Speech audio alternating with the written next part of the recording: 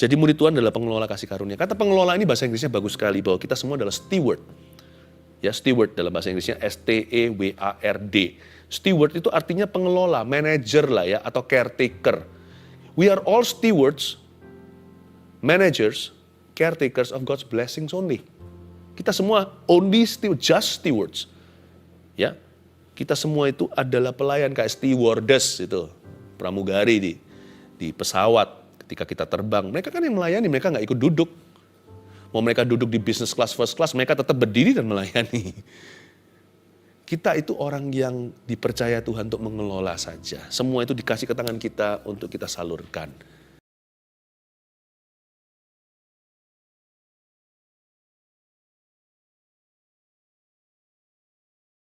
Sekalipun kita itu dipisahkan dengan tempat dan jarak, tapi di hati Anda selalu dekat di hati kami. Kita semua satu ruangan, yaitu di hadirat Allah. Mari kita sama-sama baca firman Tuhan, kita buka Alkitab, ambil catatan seperti biasanya. Saya berikan judul 12 bakul penuh. Cara pandang yang baru. 12 bakul penuh, cara pandang yang baru. Kita akan pelajari dari cerita 5 roti 2 ikan dan menangkap isi hati Tuhan. Yaitu di Matius pasal yang ke-14, ayat 13 sampai 21 saya baca dulu. Matius 14 ayat 13, Yesus memberi makan 5.000 orang.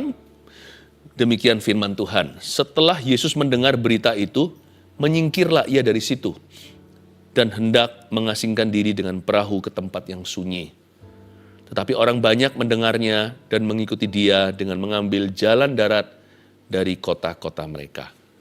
Ketika Yesus mendarat, ia melihat orang banyak yang besar jumlahnya, maka tergeraklah hatinya oleh belas kasihan kepada mereka, dan ia menyembuhkan mereka yang sakit. Sebentar ya, kita baca background-nya dulu. Di ayat 13 itu setelah Yesus mendengar berita itu, berita apa? Yesus barusan saja kehilangan cousin-nya. Yesus kehilangan saudara sepupu jauh. Yohanes Pembaptis namanya, forerunner atau seorang yang mempersiapkan jalan untuk Tuhan dan untuk pelayanan Tuhan Yesus Kristus di atas muka bumi. Orang yang penting sekali di dalam ministrinya juru selamat kita. Yesus sedang berkabung nih. Kok nggak ada orang yang tanya ya, gimana perasaan Anda? Are you okay? Tuhan itu loh nggak selfish, Tuhan tuh nggak pernah mikirin diri sendiri. Di masa-masa dia berkabung, dia baru dengar kabar bahwa saudara jauhnya dibunuh. Matinya pun mengenaskan. Dia baru kehilangan. Orang-orang nggak mau tahu perasaannya. Ya dasar manusia semua hanya memikirkan kebutuhannya. Orang itu kan gitu kan. Kalau dikasih nggak kerasa. Nanti kalau kurang, dia barusan. Kalau kurang, kalau apa yang hilang, baru dia rasakan. Manusia itu gitu. Yesus itu loh, kurang apa sama mereka? Kasih perhatian, yang sakit disembuhkan, yang lapar dikasih makan. Nanti kalau mereka kenyang diberi pengajaran. Tapi nggak ada seorang pun tanya, how are you Tuhan? Tapi orang banyak itu mendengarnya, lalu mengikuti dia dengan mengambil jalan darat dari kota-kota mereka. Padahal Yesus mau hening cipta. Tuhan Yesus mau menyendiri. Kan orang kalau berkabung kan maunya tenang. Mereka berdesak-desak datang. Mereka ingin dapat sesuatu dari Tuhan. Ya manusia sih selalu begitu. Selalu ada ekspektasi. It's okay sih, gak apa-apa. Tuhan tidak keberatan. Tuhan itu maha kasih. Dia itu ingin memberi. Tapi supaya kita mengerti ya, semua omelan kita tentang Tuhan itu tidak berdasarkan. Karena yang kita ingat adalah yang dia belum berikan. Tapi yang Tuhan sudah kasih ke kita itu gak pernah diingat sama sekali. Kita kurang meluap dengan syukur. Kita tidak besar-besarkan yang sedikit yang Tuhan sudah berikan, apalagi yang banyak seringkali dilupakan. Tapi kalau Tuhan belum kasih sesuatu, wah itu yang kita tuntut melulu. Itu yang kita dengung-dengungkan. Itu yang kita ulang-ulangi. Sebenarnya ya terus terang ya, kita itu sudah terlalu diberkati loh.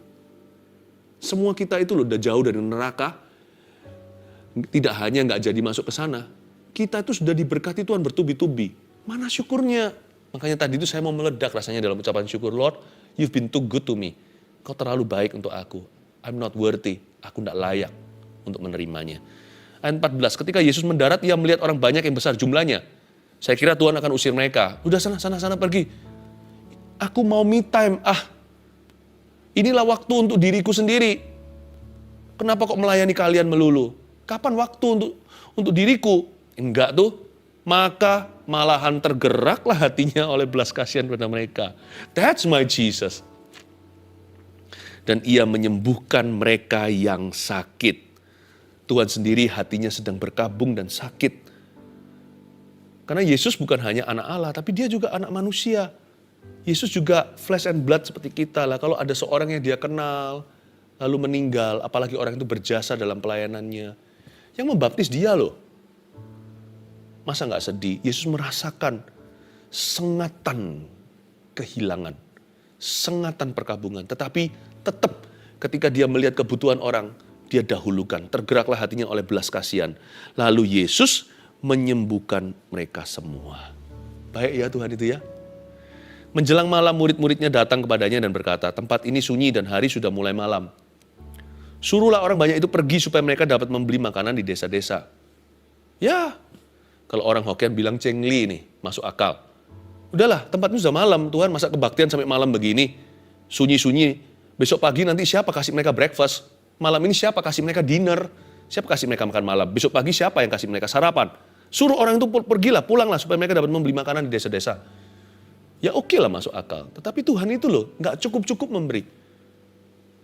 Gak cukup-cukup memberi. Memberi tanpa berharap kembali. Memberi tanpa pamrih, itu Yesus. Makanya nanti ya cerita ini saya kasih bocoran. Nanti dikasih 5 roti 2 ikan ke Yesus itu, wah itu gak bisa hutang piutang sama Tuhan. Orang-orang ini semua termasuk murid-muridnya apalagi itu udah dapat 12 bakul masing-masing itu 12 bakul raksasa.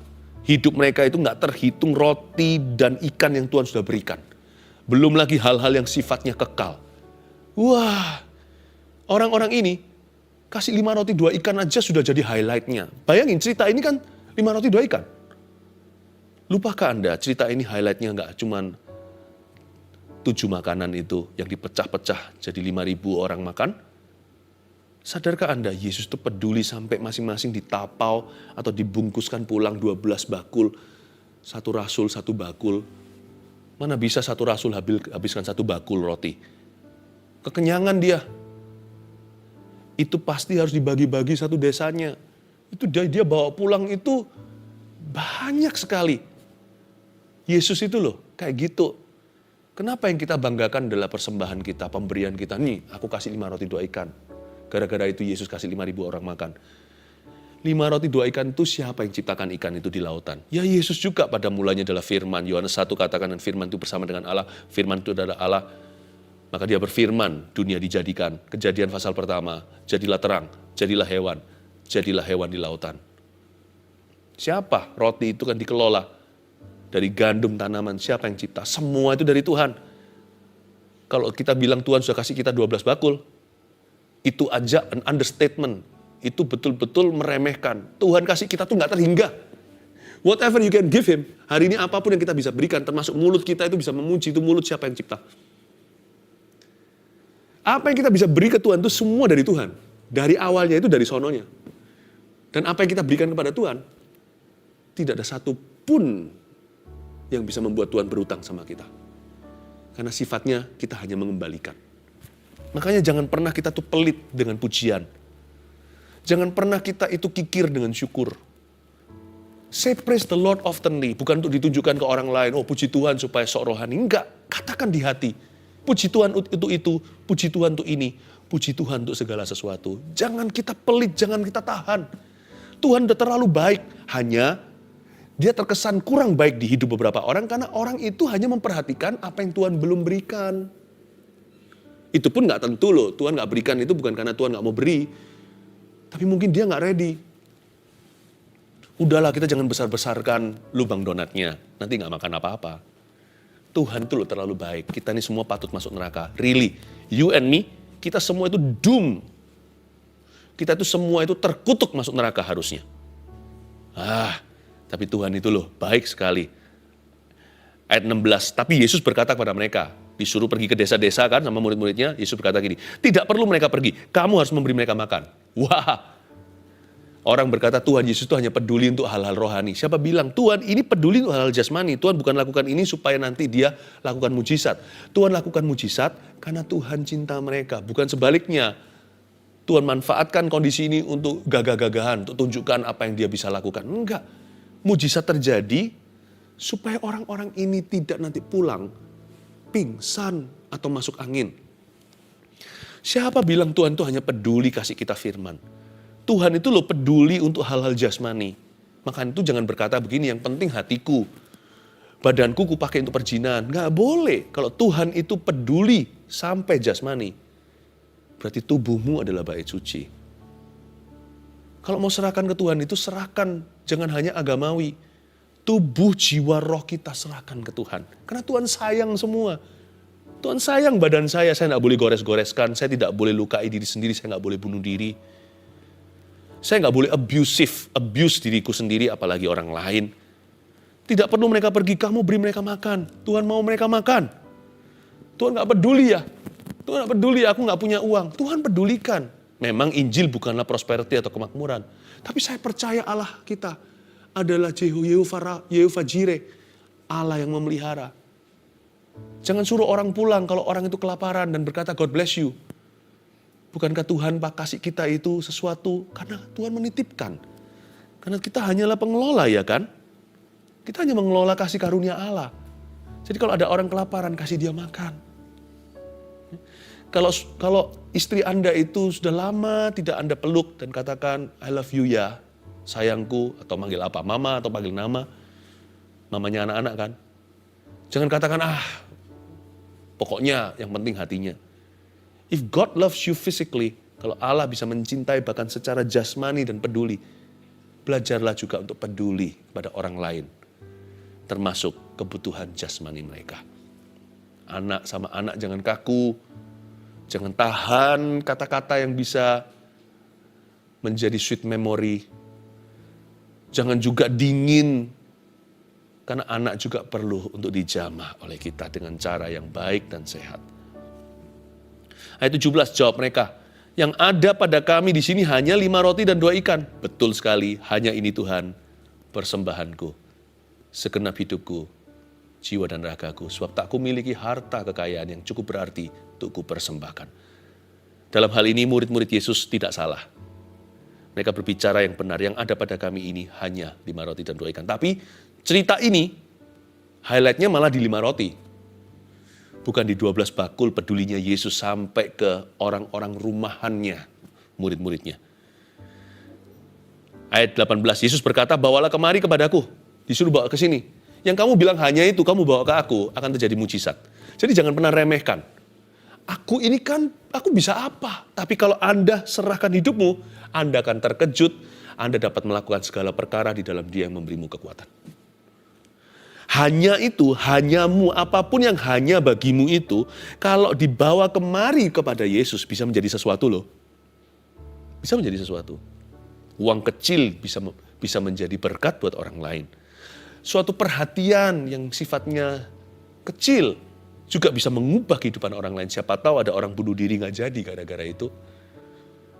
Jangan pernah remehkan. Jangan pernah label kata hanya. Karena di dalam tangan Sang Maestro atau di tangan Tuhan, bawalah kemari kepadaku. Itu bukan hanya bisa menjadi sesuatu. Itu akan mengubah hidupmu dan mengubah hidup orang lain juga. Lalu disuruhnya orang banyak itu duduk di tempat. Disuruh duduk di rumput maksudnya. Dan setelah diambilnya 5 roti dan 2 ikan itu, Yesus menengadah ke langit dan mengucap berkat. Lalu memecah-mecahkan roti itu dan memberikannya kepada murid-muridnya. Lalu murid-muridnya membagi-bagikannya kepada orang banyak. Saya suka sekali. Yesus ketika terima 5 roti 2 ikan, dia menengadah ke langit dan mengucap berkat. Mulut jangan mengutuki atau mengucapkan kutuk. Jangan dipakai untuk mengeluh, tapi pakailah untuk memuji. Itu loh bedanya. Kenapa Bapa menyertai Yesus seperti ini dalam pelayanannya? Karena Yesus selalu menengadah ke langit. Dia selalu melihat potensi yang Bapa bisa beri. Bukan pada kelemahan atau kekurangan. Atau dia bukan melihat kepada apa yang sedikit. Dia melihat banyaknya Bapa atas kesedikitan manusia. Apa yang hanya kalau matanya tertuju kepada Bapa menengadah ke langit, itu bisa menjadi alat di tangan Tuhan. Dan dia mengucap berkat. Saya bisa bayangkan aja Tuhan Yesus pasti sweet gitu orangnya. Nggak usah bayangkan di Injil waktu itu kita belum hidup, itu 2000 tahun lalu. Tapi sekarang saya kenal Tuhan aja. Udah sekarang, hari ini persis di bulan, maksudnya di tahun ini saya 30 tahun kenal Tuhan Yesus secara pribadi dan berjalan dengan Dia. Saya alami sendiri, Yesus itu sweet orangnya. Pribadi ini manis sekali. Mengucap berkat, gak pernah sumpah serapa. Ada berapa anak-anak Tuhan yang berkata, ya aku memang begini, dikit-dikit tut. Lalu menyebut nama Tuhan dengan sembarangan lagi. Selalu harus disensor, setiap kalimat mesti ada kata kotornya. Janganlah ya. Bukan karena gak boleh. Tapi gak mau. Aku gak mau kayak gitu, Yesus gak gitu kok. Yesus tuh loh mengucap berkat. Makanya banyak sekali berkat yang mengalir lewat hidupnya. Dan apapun yang dia jamah menjadi berkat. Kutuk pun diubahnya menjadi berkat. Lalu memecah roti itu dan memberikannya kepada murid-muridnya. Lalu murid-muridnya membagi-bagikannya. Luar biasa ya. Tuhan gak kasih ke orang-orang yang lapar. Tuhan kasih ke murid-muridnya dulu. Jadi dia memecah roti lalu memberikannya kepada murid-muridnya dahulu. Padahal orang-orang itu udah kelaparan. Ada beberapa mau pingsan. Tidak sedikit yang sudah mulai masuk angin. Tapi Tuhan memberikan kepada murid-muridnya dulu. Tuhan tidak tergesa-gesa karena Tuhan tahu tatanan Bapa. Murid Yesus yang harus mengelola berkatnya.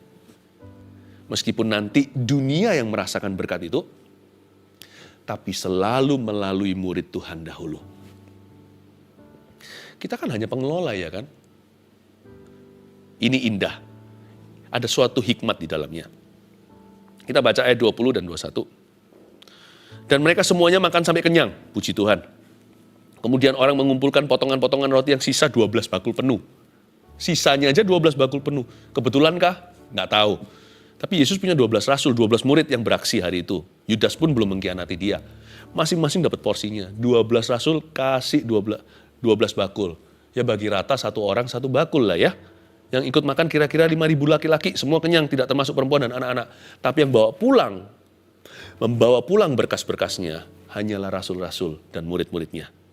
12 bakul penuh dibawa pulang, kasih ke papa, kasih ke mama, yang sudah punya istri, kasih nyonyanya, kasih anak-anaknya, kasih teman-teman, kasih kawan-kawan sedesanya di kampung halamannya. Tuhan itu baik ya. Dia pikirannya bukan hanya pada muridnya, dia pikirannya adalah sampai pada nanti murid itu pulang. Ya, dia disambut sama anaknya. Petrus kan punya istri juga. Aduh, si Kefas, lalu siapa? Yakobus, Yohanes itu kan anak Sebedius. Sebediusnya nanti ketemu gimana? Bawain oleh-oleh ya untuk papamu.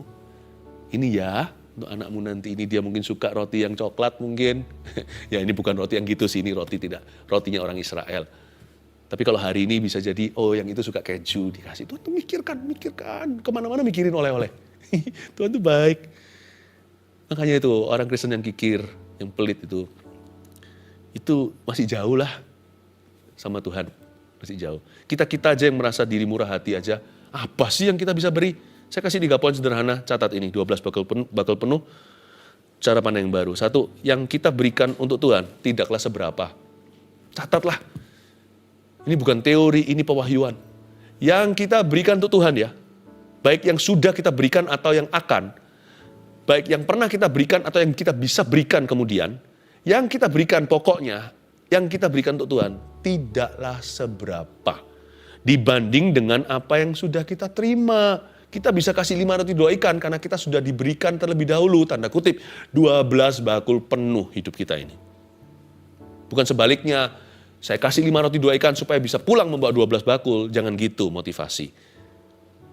Tapi yang benar begini, hidupku ini loh, semua itu dari Tuhan. Apa sih? Kenapa perhitungan? Yang kita berikan untuk Tuhan itu gak seberapa. Dibanding dengan apa yang telah kita terima. Termasuk dibanding dengan apa yang akan kita terima. Gak usah minta. Bapakmu tuh tahu apa yang kau butuhkan. Gak mungkin lah Tuhan berutang sama siapa-siapa. Ya, makanya itu kita harus tahu diri dan mawas diri. Setiap kali kita ada kesempatan untuk melayani, memberi atau memberkati, mawas dirilah. Tangan kanan memberi, tangan kiri jangan tahu atau sebaliknya. Itu maksudnya adalah kita harus tahu diri, mawas diri, rendah hati. Ya, seperti lagu yang tadi kita nyanyikan yang pertama kan, kasih setiamu. Gimana itu kuncinya? Kasih setiamu yang kurasakan lebih tinggi dari langit biru. kebaikan-Mu yang telah Kau nyatakan lebih dalam dari lautan. Berkat-Mu yang telah ku terima sempat membuatku terpesona. Apa yang tak pernah kupikirkan, itu yang Kau sediakan bagiku.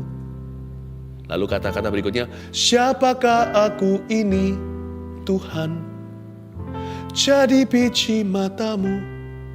Nah ini dia, dengan apakah ku balas Tuhan, selain puji dan sembah Kau. Padahal sebenarnya ya, saya perhatikan ya, kalau kita yang terbiasa, kita yang biasanya nggak mau berkorban, kita yang tidak memberi atau kurang memberi. Saya nggak bicara tentang materi saja. Memberi itu waktu, apapun juga, khususnya hati atau memberi hidup. Itu biasanya yang paling banyak komentar. Biasanya orang yang suka berkorban, orang yang cinta Tuhan, yang suka memberi dan berbagi, itu biasanya nggak banyak bicara. Anehnya begitu. Biasanya orang yang banyak melakukan itu yang rendah hati. Tapi orang yang tidak melakukan apa-apa itu biasanya yang justru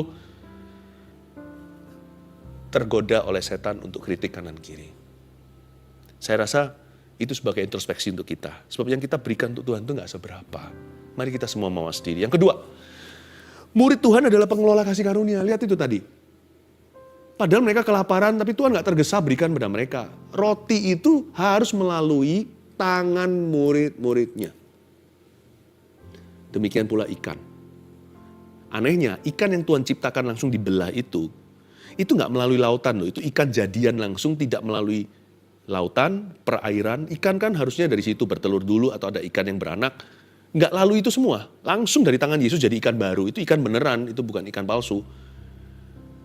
Tuhan bisa bypass, skip lautan, tapi nggak bisa skip tangan muridnya. Kasih ke muridnya. Jadi murid Tuhan adalah pengelola kasih karunia. Kata pengelola ini bahasa Inggrisnya bagus sekali, bahwa kita semua adalah steward. Ya, steward dalam bahasa Inggrisnya S-T-E-W-A-R-D. Steward itu artinya pengelola, manager lah ya, atau caretaker. We are all stewards, managers, caretakers of God's blessings only. Kita semua just stewards. Ya, kita semua itu adalah pelayan kayak stewardess itu, pramugari di pesawat ketika kita terbang. Mereka kan yang melayani, mereka nggak ikut duduk. Mau mereka duduk di business class, first class, mereka tetap berdiri dan melayani. Kita itu orang yang dipercaya Tuhan untuk mengelola saja. Semua itu dikasih ke tangan kita untuk kita salurkan. Bukan karena kegagahanmu, bukan karena fasilidamu, bukan karena kekayaanmu, kau dipilih dan dipakainya. Semua karena anugerahnya diberikan kepada kita. Semua karena setianya, semua untuk kemuliaannya. Itu dia, kita semua hanyalah pengelola kasih karunia. Kata kasih karunia itu grace, itu anugerah. Semua karena anugerahnya. It's by grace alone that you have what you have, sehingga Anda punya apa yang Anda miliki. Bukan karena kegagahan, kejayaan, fasilida, bukan karena tampangmu, bukan karena kepandaian, kepintaranmu, bukan gagah perkasa. Tuhan berikan ke kita itu, baik itu talenta, bisa nyanyi, bisa bisnis. Tuhan kasih kita itu, ada beberapa orang itu bisa dapat talenta dalam pelayanan, bisa berkhotbah, bisa konseling. Ada juga orang-orang itu yang pandai, supel sekali dengan orang. Ada yang pintar sama komputer, ada yang diberikan kekayaan oleh Tuhan, ada yang diberikan, namakan satu persatu. Semua itu hanyalah grace, kasih karunia anugerah. Semua karena anugerahnya, semua untuk kemuliaannya. Kita ini hanya pengelola, manajer saja. Makanya itu ditaruh di tangannya murid-murid dulu, roti-roti itu. Mulai hari ini jangan pernah waktu berkaca, bercermin, merasa diri sendiri adalah pemilik sorga dan bumi ya. Kita ini hanya orang kepercayaan Tuhan. Mulai hari ini setiap kita bercermin dan mungkin kita rapikan rambut kita. Kalau yang perempuan lagi make up atau berdandan, pokoknya setiap kali kita melihat wajah kita, ingatkan dirimu bahwa Anda dan saya hanyalah pengelola kasih karunia Allah. Buktinya nanti kalau mati nggak dibawa semua. Kecuali dibawa jasanya dalam kerajaan Allah. Amin. Itu yang dimaksudkan roti di tangan murid. Yang ketiga, Tuhan nggak pernah berutang pada manusia. Wah, ini dahsyat sekali. Ini cara pandang yang baru lewat 12 bakul penuh. Tuhan nggak pernah berutang sama manusia. Pada mereka yang rela berkorban untuknya. Coba bayangkan, yang lapar juga murid-murid, tapi yang makan dulu siapa? 5.000. 5.000 itu hanya yang laki, belum yang perempuan dan anak-anak. Jadi murid-murid itu sibuk dan mereka berkorban untuk kerajaannya. Mereka berkorban untuk pengajaran Yesus, mereka berkorban untuk firman, ya. Mereka berkorban untuk misi Tuhan, mereka berkorban untuk Tuhan pokoknya, untuk orang lain. Orang lain makan, mereka bagi-bagi. Karena mereka nggak berani duduk dan langsung menyantap hidangan. Guru mereka aja masih berdiri memecah-mecah roti kok, mereka nggak berani. Paling tidak kalau hati mereka kurang mulia, mereka sungkan sama Tuhan. Jadi mereka berkorban ya untuk orang lain makan, mereka masih kerja. Orang lain kenyang, mereka harus ngelembur. Belum lagi bersih-bersihkan sisa-sisanya, kan ada sisanya 12 bakul. Siapa yang kumpulkan kalau bukan murid-muridnya? Ya, kalayak ramai setelah kenyang mereka pulang. Nah, karena itu Tuhan lihat itu dan lihat mereka rela berkorban. Tuhan tidak pernah berutang. Tuhan kasih mereka sesuatu untuk dibawa pulang. Jangankan yang rela, yang nggak rela aja dalam sejarah sama Tuhan diberkati kok.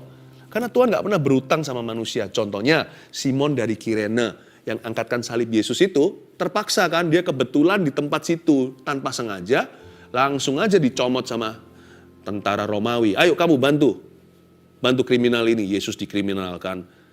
Tahu nggak Simon Kirene itu adalah ayahnya Rufus di Roma 16 dalam surat Paulus. Anaknya dia menjadi bapak gereja, orang yang diurapi dan dipakai secara luar biasa. Istrinya Simon dari Kirene itu menjadi mama rohani atau ibu rohaninya Rasul Paulus. Apalagi di perjanjian lama, Obed Edom, nggak tahu dia rela nggak rela, pokoknya tabut perjanjian akhirnya nginep di situ 3 bulan di rumahnya, diberkati sama Tuhan. Yang nggak rela aja diberkati kok. Karena kenapa? Karena Tuhan itu berwibawa. Nggak mungkin dia hutang sama kita. 12 bakul penuh itu bukan untuk murid-muridnya saja. Tapi untuk mereka bawa pulang oleh-oleh pada keluarga. Bayangin, yang berkorban 1 orang, 1 desa diberkati karenanya. Nggak usah minta berkat.